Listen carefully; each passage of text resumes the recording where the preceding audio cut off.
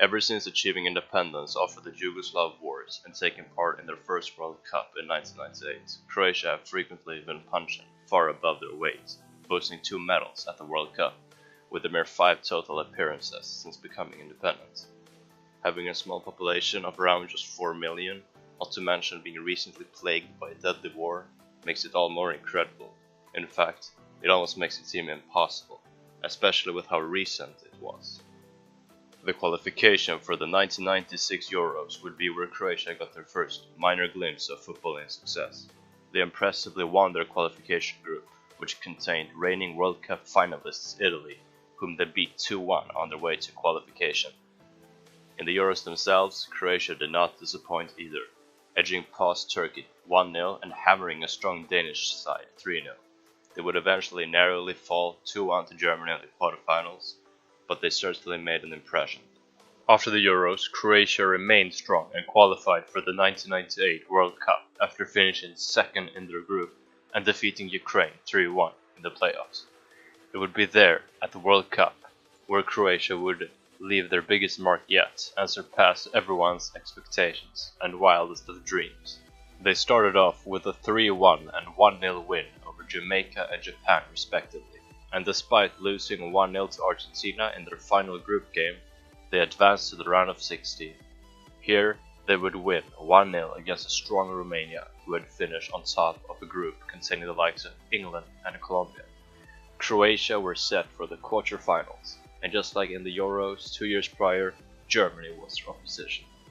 Germany were huge favorites, but they had essentially become 2 years weaker, whereas Croatia had become 2 years stronger. Croatia managed a convincing 3-0 win. Germany never really stood a chance. In their first ever World Cup, Croatia had advanced all the way to the semi-finals, where the host France awaited them.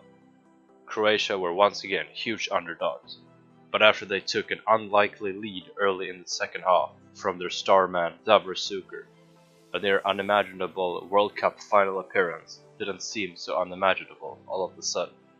However, 2 goals from Lilian Thuram would tear that dream to shreds. France won 2-1. Croatia would get somewhat of a redemption though, defeating the Netherlands 2-1 in their 3rd place playoff. Despite not going all the way, Croatia had an amazing tournament, just a few years earlier being engulfed in a deadly conflict, and then as a small, newly independent nation, winning a bronze medal at a World Cup. Unfortunately, this success was not made to last, and Croatia went into a long period of underwhelming results in major tournaments, failing to advance past the group stage until Euro 2008, but even then they lost on penalties to Turkey. The decline of the Croatian national team persisted, and they failed to advance past the group stage of the 2012 Euros and 2014 World Cup. They won their group in the 2016 Euros, but this joy was once again short-lived as they lost to Portugal 1-0 after extra time in their first knockout game. Croatia's lackluster performances persisted yet again. Despite their vastly talented squad with world-class players in pretty much every position, Croatia came to the 2018 World Cup with low expectations. They qualified as runners-up of their group, 2 points behind the group winner, Iceland. A convincing 4-1 win over Greece in the playoffs helped boost their confidence a little bit heading into the World Cup, but nothing extraordinary was expected from them. However, Croatia soon proved doubters wrong, defeating Nigeria 2-0, and after their 3-0 demolition of Argentina, it seemed like anything was possible all of a sudden.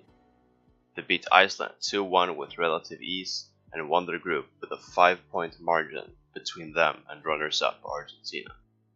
The rest of Croatia's stay at the tournament was far from straightforward though, narrowly winning on penalties against Denmark in the round of 16 and Russia in the quarterfinals to secure their place in the semis. But nonetheless, here they were, for the first time in 20 years and for the second time in their entire history. England, who were also having a much better tournament than anticipated, would be their opponents. Just like the semi-final in 1998, the game finished 2-1, but this time Croatia were on the winning side. England took an early lead with a Kieran Trippier free kick, but that ended up being their only shot on target for the entire game. Croatia fought back courageously and equalized through Ivan Perisic in the 68th minute. The game then went into extra time, where Croatia would score a very well-earned 2-1 goal. The result stood and Croatia were in their first ever World Cup final. Croatia had thumped everyone's expectations. Not even the most wild or crazy of World Cup predictions could have ever guessed that Croatia would play in a World Cup final. Yet here they were, and they were going to play against the same team that had entered their last great run in the 1998 World Cup, France. This time in the final though, not semi-final. France opened the scoring in the 18th minute through an unfortunate own goal by Croatia, but they quickly pulled back and equalized in the 28th minute with a convincing strike from Ivan Perisic. However, exactly 10 minutes later, in the 38th minute, France were awarded a penalty for handball. Antoine Griezmann scored with a calm and convincing penalty to give France a 2-1 lead. The game then started to fall out of Croatia's hand, conceding goals in the 59th and 65th minutes to trail behind France 4-1. And despite Croatia scoring a consolation goal in the 69th minute, after a horrible error from French goalkeeper Hugo Lloris, they went on to lose the game 4-2. Although they didn't make it all the way, they had went far past what anyone expected from them. They had surpassed their 1998 run and created a new legacy. They had risen from the ashes of their war for independence and made it all the way to a World Cup final. Quite unthinkable really. Little Croatia with a population of just 4 million, a nation plagued by war almost reaching the pinnacle of footballing success.